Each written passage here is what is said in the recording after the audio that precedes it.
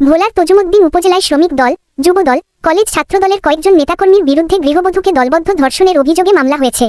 সোমবার মোবা তজনের নাম উল্লেখ করে এই মামলা হয়েছে বলে জানিয়েছেন তজুমুদ্দিন থানার ভারপ্রাপ্ত কর্মকর্তা ওসি মহাব্বত খান। এর আগে রোববার ধর্ষণের ঘটনা ঘটে বলে মামলায় উল্লেখ করা হয়েছে। এদিকে মামলার পর সোমবার রাতে ওই ভুক্তভোগী নারীকে মেডিকেল পরীক্ষার জন্য ভোলা 250 শয্যা জেনারেল হাসপাতালে ভর্তি করা হয়েছে।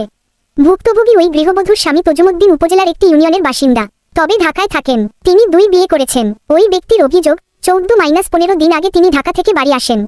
পরে গত শনিবার দ্বিতীয় স্ত্রী তাকে তার বাসায় ডেকে নেন। সেখানে রাতের বেলা উপজেলা শ্রমিক দলের যুগ্ম সাধারণ সম্পাদক মো. ফরিদ উদ্দিন, যুবদল কর্মী মো. আলাউদ্দিন, তজুমুদ্দিন সরকারি কলেজ ছাত্রদলের সভাপতি মো. রাসেল আহমেদ ওরফে রাসেল রানাসহ 5-6 জনের একটি দল ঘরের ভেতর প্রবেশ করে। তারা এসি মারধর করেন। দ্বিতীয় স্ত্রী সংসার করবেন না উল্লেখ করে তারা 4 লাখ টাকা দিতে চাপ দেন। তবে তিনি এত টাকা দিতে পারবেন না জানালে আবার রড হাতুড়ি দিয়ে রানের ওপর হাতে পিঠে মারতে থাকেন।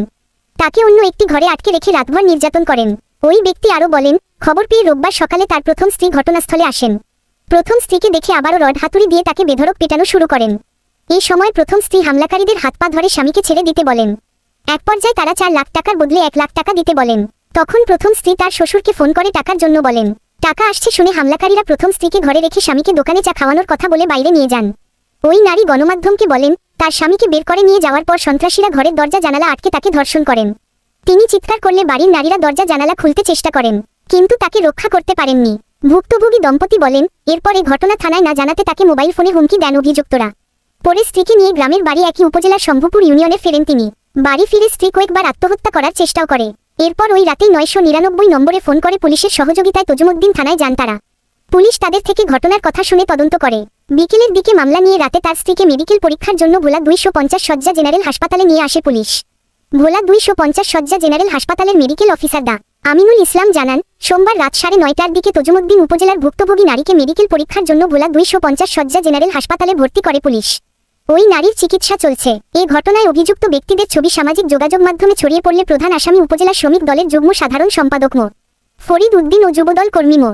আলাউদ্দিন ঢাকা দেন। তাদের মুঠোফোনে যোগাযোগের চেষ্টা করে পাওয়া যায়নি।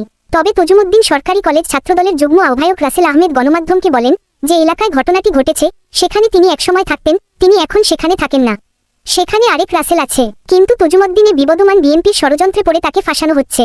মামলার আরেক আসামি কলেজ ছাত্রদলের যুগ্ম আহ্বায়ক জয়নাল আবেদিন বলেন, তিনি তজুমুদ্দিন সরকারি কলেজ ছাত্রদলের সভাপতি প্রার্থী। তাকেও ষড়যন্ত্রমূলক ফাঁসানো হচ্ছে। তজুমুদ্দিন থানার ভারপ্রাপ্ত কর্মকর্তা ওসি মো. মহব্বত খান জানান, এ ঘটনায় ভুক্তভোগীর স্বামী 7 জনের নাম উল্লেখ 4-5 জনকে অজ্ঞাত করে একটি মামলা করেছেন। অভিযুক্তদের গ্রেপ্তারের চেষ্টা চলছে।